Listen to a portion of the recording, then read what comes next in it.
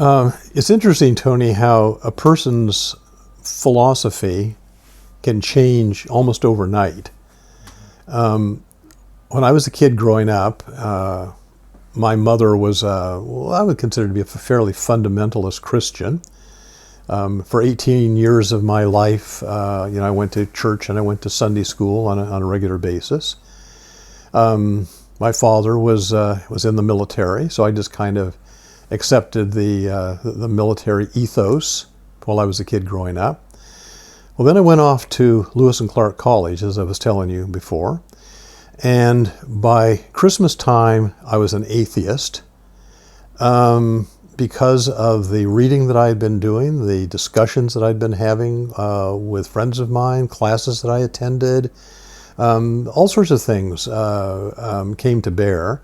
I wouldn't consider myself to be an atheist now. I would consider myself to be more of an agnostic, really, than an atheist.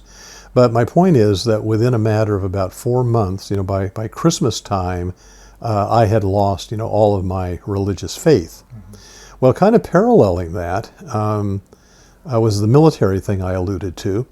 When I was 18 years old and living in Tripoli, one of the things that was expected was that I would, on my birthday or soon thereafter, go down to the American Embassy and register for the Selective Service, which was the organization that ran the military draft. Never thought one little bit about that. It was just a normal function, a normal action that any 18-year-old kid would have done. But I would say by probably my second year in university, and remember this is during the Vietnam War era, I had become a conscientious objector. I actually had a professor my freshman year, a guy by the name of William Stafford, who is a well-known American poet. He was a Quaker, and he had been a conscientious objector during the Second World War. And I think he had been put into an internment camp at that time for his beliefs. But he wasn't the only person, because I don't think he really propagated his faith, so to speak, in the classroom. I just knew, that had been part of his life. But, the reading I did, the thinking that I did, the conversations I had, and so on, more and more made me question not only the Vietnam War, but warfare in general. And so I can't remember exactly when this process would have happened, but probably long about my second year in university. Even though I had a student deferment, that protected me from being drafted, I decided to apply for conscientious objector status. And in those days, there was a basic regulation that you could not be classified as a conscientious objector to war unless you were doing it on religious grounds. So if you had grown up, as William Stafford had, in a Quaker household, or if you had grown up as let's say, a Jehovah's Witness, one of the denominations that traditionally was opposed to war, unless you had a religious connection, then you weren't going to be granted CO status. And I was doing it essentially on philosophical grounds rather than on religious grounds. And so when I applied to my local draft board for CO status, I had to go in and I had to meet the people on my local draft board. There were hundreds and hundreds of these draft boards all over the United States. Every town and city had its own local draft board, made up usually of pretty conservative type people, businessmen and people like that. And they would pass judgment, on your status. So I can remember going in on this one occasion, and looking back on it now, I wish I could be a fly on the wall and watch that particular meeting, because I would now probably find it pretty hilarious. But I went in as this naive, whatever I was, 19, 20-year-old, presenting my opposition to war. And I talked about this book that I had read, and that play that I had read, and this poem that I was familiar with, and this movie, that I had seen, and this essay, that I had encountered in some course that I'd taken. And I'm sure that they must have just been sitting there thinking, what planet did this guy come from? He's an idiot, right? He's just your typical egghead college-educated kid, who's coming in here, laying this crap on us. In any case, needless to say, my local draft board turned me down. I was not going to be given CO status. Well, you had avenues of appeal. So I next appealed to the state level, the Oregon State, whatever it would have been called, draft board, I guess. And this, of course, took a period of time while they considered, the case for and against me. Time went by, and I was still continuing on taking the courses at Lewis and Clark. And then the word came down from on high that my application for CO status had been rejected at the state level. So now what I could do was to apply to the federal level. And so I did that. I applied to the federal level of the Selective Service. And this involved, actually, an FBI investigation. They would send out FBI agents to look into your past, to talk with people who knew you, trying to find out how sincere your beliefs were, and so on and so forth. Much of this, of course, I didn't know until later, but, for example, they had gone back as far as when I was in grade 6 or 7, and they were talking with teachers that I had back then about, well, did James Fetty show signs of being a conscientious objector, when he was 12 years old, right? Well, I mean, that's ridiculous. I was a product of the military. My father was career military, eventually spent 30 years, in the Air Force.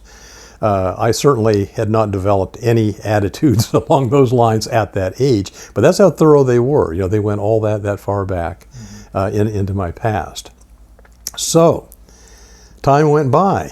And in 1966, I was supposed to have graduated with my Bachelor of Arts degree in English, but I had reached a kind of psychological state in which I was not going to classes sometimes. I was not getting work done. If I went to my mailbox on campus, if I noticed that there was an envelope in there, a brown-colored business, type envelope, I would leave it there. I wouldn't even open it up. There was a kind of psychological thing that was setting in as I began to realize that, well, I'm not going to ever get my CO status, and the choices are not good. My choices were I could go into the military, which I was not going to do. I could refuse to go into the military. I could refuse induction, in which case I had several years of prison staring me in the face. I could leave the country and go to another country, which was not, a pleasant prospect because of a lot of, things that implies. So I was at a relatively young age having to make some pretty adult decisions, and I think it was weighing on me psychologically. And so, to make a long story short, come the end of my senior year, I was 2 credits short. The 2 credits that I was missing, both of those professors were perfectly willing to give me passing marks so that I could get my degree. Because, many of the professors were, I would say, left of center. They were liberal. They were anti-war. They were sympathetic towards people in my situation, and they were willing to make accommodations. But I still had a sense of integrity, and the 2 courses that I needed credits in, I told the instructors, I don't want you to give me, just a mark, just out of the kindness of your heart. I want to earn whatever grade I'm going to get. One of the courses was a course in French literature and translation, and the other course was taught by an old Associated Press newspaper man who would teach a course probably every couple of years in feature writing. And I absolutely loved that course. And what I said to him was, I don't want a credit in this course, I don't want a grade in this course until I actually get something published. I want to have something published, and when that happens, then you can read it and you can decide what grade I'm going to get. In my French literature course, I said to my professor, I have a paper that I'm working on.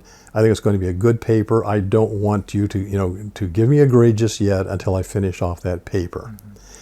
So, 1966, I was at the graduation. I was given a kind of tentative diploma, you might say, probably to please my parents. But strictly speaking, I didn't really have a degree.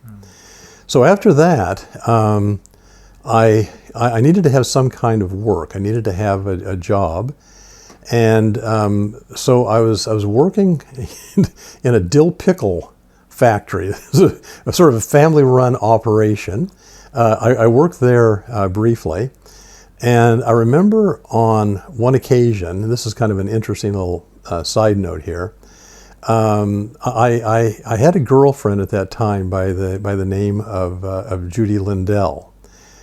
We had been going together for my last 2 years at Lewis and Clark, and but the relationship was becoming a little bit more and more strained as time went on. She was very supportive of me, very supportive of the conscientious objector application and all of that. But I also think that she wanted to be married. And I was not really quite ready for marriage yet.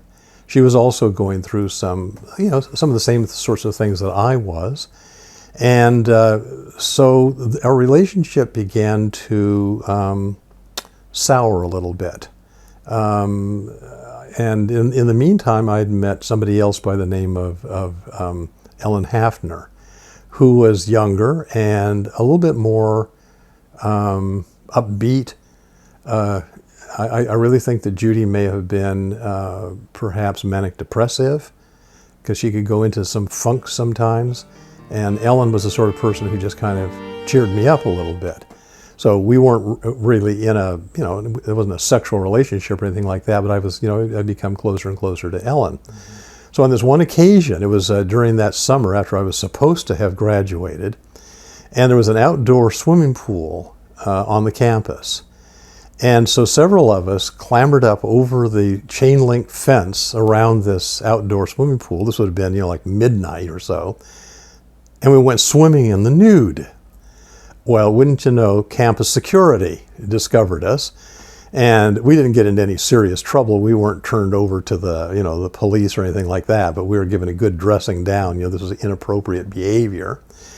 Well, so during this summer, later in the summer now, Judy was visiting me one day in this house that I was sharing with several people off campus, and she had been interrogated by the FBI. And remember, I said the FBI had been out there finding out about my background and was I a true conscientious objector and all that sort of stuff.